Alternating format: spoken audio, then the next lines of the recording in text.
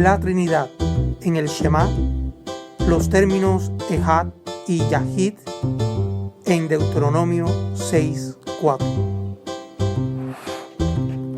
El Shema, expresado en Deuteronomio 6:4, siempre ha sido el orgullo del monoteísmo.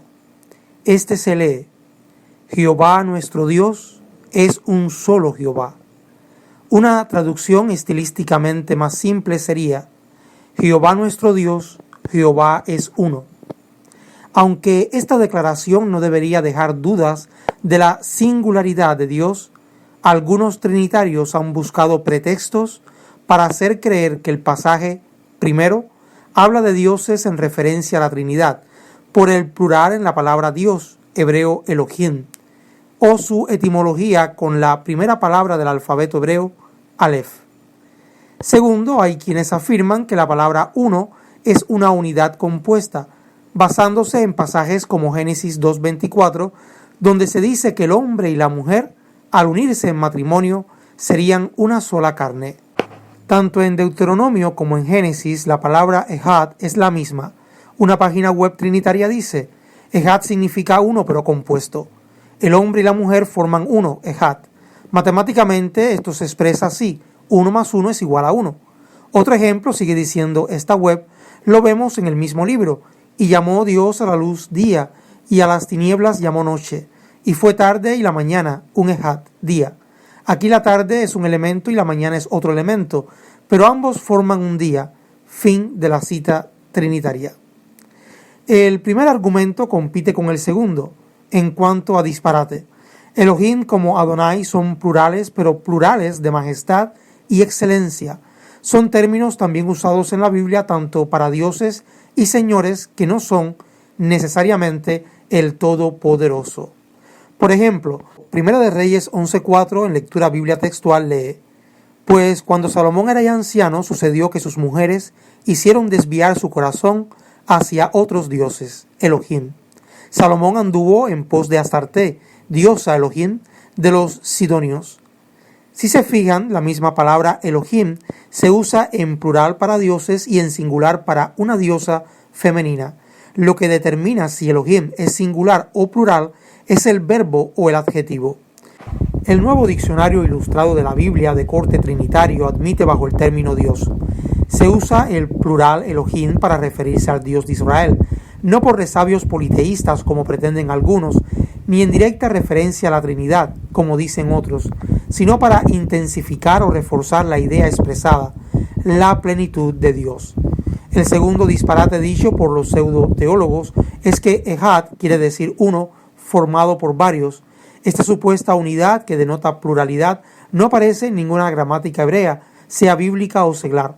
Es solo una falacia. La única regla que existe en hebreo para Ejad es concerniente al género. Si es masculino, es Ejad, mientras que en género femenino sería Ahad. La mayoría de los más de 2000 usos de uno en la Biblia se refiere al singular y no al plural de algo: un animal, una mujer, una mano, etc. Ejad viene de la palabra Yahid, que significa único. O sea, aplicado a Dios significa que Él es único.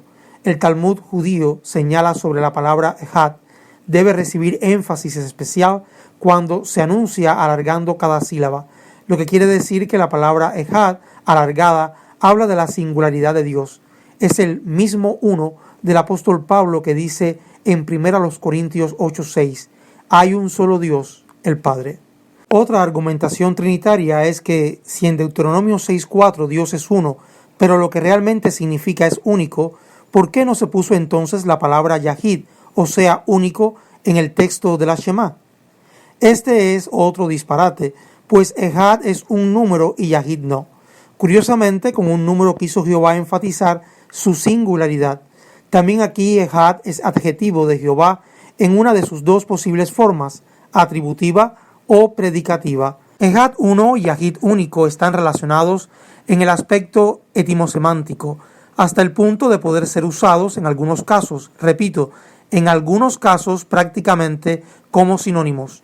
Leamos por ejemplo Zacarías 14:9 en la Reina Valera 1960. En aquel día Jehová será uno y uno su nombre. Ahora leamos el mismo pasaje en Reina Valera 1995. En aquel día Jehová será único y único será su nombre. En español, uno es uno, una unidad que puede o no estar compuesta de más elementos. Por ejemplo, un carnero es una unidad simple, un rebaño es una unidad colectiva. Lo mismo sucede con Yahid, único. Significa solo uno y en pocas ocasiones en la Biblia puede significar uno solo en su clase. Por ejemplo, Isaac era único aunque Abraham tenía a Ismael. Aquí único significa especial. Yahid también puede hacer referencia a una unidad compuesta. Por ejemplo, su único tesoro son sus hijos. Aquí vemos que algo único puede ser compuesto. La otra falacia es la de 1 más 1 es igual a 1, basados en que un hombre y una mujer en el pasaje de Génesis 2:24 es igual a una sola carne, y comparar este pasaje con Deuteronomio 6:4. Pongamos, por ejemplo, en el mismo libro de Génesis, lo que dice el capítulo 2, versículo 21. Tomó una de sus costillas.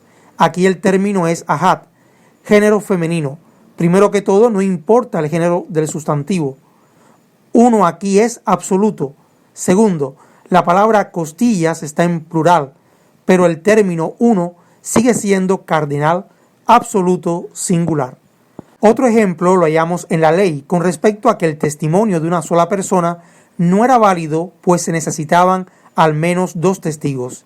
Si Jesús hubiera creído que ahad, referente a Jehová, es un uno compuesto de una pluralidad de personas, entonces sería ilógico que Jesús separara en Juan 8:17 su testimonio con el de su Padre, usando el número 2 en vez de 1. El Shema sigue siendo un testimonio escrito contra el politeísmo trinitario disfrazado de monoteísmo. Falacias no dejan de ser falacias, aunque sea un teólogo quien las diga. Esto es Biblia versus Religión. Si le gustó el vídeo, no olvide comentar, compartir y suscribir.